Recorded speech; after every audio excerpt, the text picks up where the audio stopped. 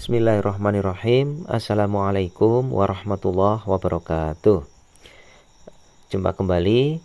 Pada kesempatan kali ini kita akan melanjutkan pembahasan kita mengenai Baitul Mal wa Tamwil. Aspek yang akan kita bahas pada hari ini adalah mengenai pengertian, dasar hukum, cara kerja, tujuan dan usaha, aliran dana, serta tantangan yang dihadapi oleh BMT. BMT secara bahasa ini terdiri dari dua kata, yaitu Baitul Mal dan Baitut Tamwil. Baitul Mal ini adalah fungsi BMT yang mengarah kepada fungsi sosial. Fungsi sosial ini berupa pengelolaan dana zakat, infak, sedekah maupun bentuk donasi yang lain.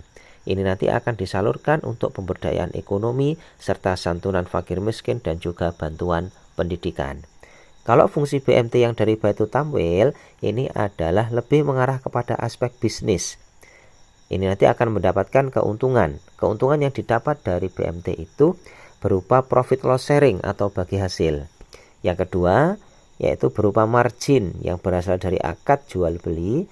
Dan yang ketiga adalah fee based income atau bonus yang berasal dari aspek akad yang mengarah kepada sektor jasa.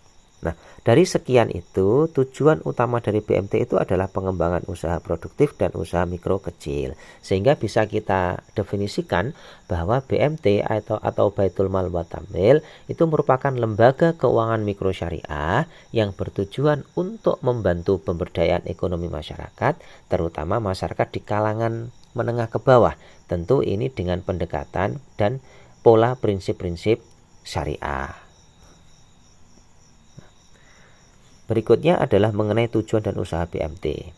Tujuan BMT itu adalah untuk mewujudkan kehidupan keluarga dan juga masyarakat yang selamat, damai, dan sejahtera. Sedangkan usaha BMT itu berupa simpan, pinjam, dan bagi hasil, kemudian badan usaha pada sektor real, dan memperluas jaringan kerja serta bisnis dalam BMT. Aspek hukum BMT. Dahulu BMT itu belum mempunyai badan hukum. Namun seiring dengan berjalannya waktu, ada beberapa badan hukum yang mendasari ataupun memayungi dari BMT itu sendiri. Yang pertama adalah berbadan hukum koperasi, yaitu Undang-Undang Nomor 25 Tahun 1992. Yang kedua adalah Peraturan Menteri Koperasi Nomor 35 Tahun 2007. Yang ketiga adalah Peraturan Menteri KUKM, yaitu Nomor 16 tahun 2015. Sehingga dari sini BMT itu mempunyai badan hukum setara dengan koperasi atau berbadan hukum koperasi. Cara kerja BMT. Layaknya lembaga keuangan yang lainnya, BMT itu juga mempunyai dua pola kerja. Yang pertama adalah menghimpun dana. Yang kedua adalah menyalurkan dana. Menghimpun dana di sini adalah menghimpun dana dari masyarakat atau dari sohibul mal dan menyalurkan dana kepada masyarakat juga. Nah, ini adalah berupa akad-akad produk-produk syariah. Nanti akan didapat bagi hasil dan bagi hasil sendiri itu nanti akan disalurkan kembali kepada sohibul mal. Aliran dana BMT. Sumber dana BMT itu terdiri dari modal dasar, yaitu bisa simpanan wajib dan simpanan pokok, kemudian simpanan sukarela dengan akad mudharabah, dan yang ketiga adalah simpanan sukarela dengan akad wadiah. Dari modal yang didapat oleh BMT itu akan disalurkan kepada berbagai macam produk. Yang pertama itu adalah produk bisnis, itu terdiri dari pembiayaan musyarakah, mudharabah, dan yang berikutnya adalah pembiayaan murabahah, salam, ijarah, dan IMBT. Dari produk bisnis tersebut mempunyai keuntungan. Kalau yang musyarakah dan mudharabah ini keuntungannya berupa bagi hasil. Sedangkan murabahah dan salam ini nanti keuntungannya akan berupa margin.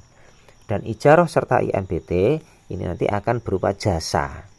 Selain produk bisnis, BMT juga menyalurkan dana dalam bentuk produk kebajikan, yaitu dana qard dan qardul hasan. Nah, keuntungan-keuntungan yang didapat oleh BMT ini nanti akan masuk menjadi pendapatan umum dari BMT sendiri.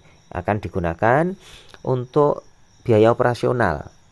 Mungkin bisa gaji karyawan, sewa listrik, atau sewa tempat dan lain-lain. Pokoknya untuk biaya operasional. Berikutnya juga nanti akan berbentuk laba itu disalurkan kepada yang memberikan dana kepada BMT. Itu ada yang modal dasar ya, modal dasar untuk yang simpanan wajib dan simpanan pokok, atau ini terbalik, ini simpanan pokok dan simpanan wajib, itu akan berupa SHU.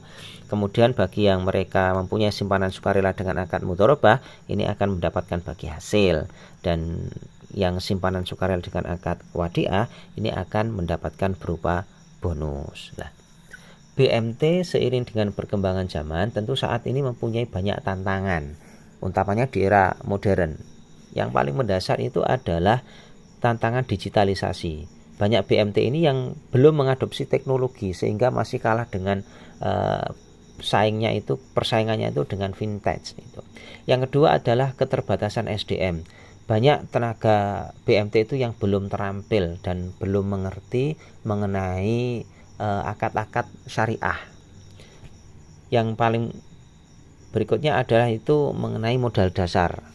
Tantangan modal dasar. Modalnya memang minim BMT itu. Kemudian berikutnya adalah adanya persaingan di masyarakat. Sekarang kompetitif sekali persaingannya. Baik yang dari bank umum maupun dari BMT-BMT yang lain. Banyak sekarang BMT yang berdiri dan masyarakat lebih banyak memilih untuk memilih BMT yang akan dituju. Baik, terima kasih. Sekian materi dari saya, mudah-mudahan ada manfaatnya. Assalamualaikum warahmatullahi wabarakatuh.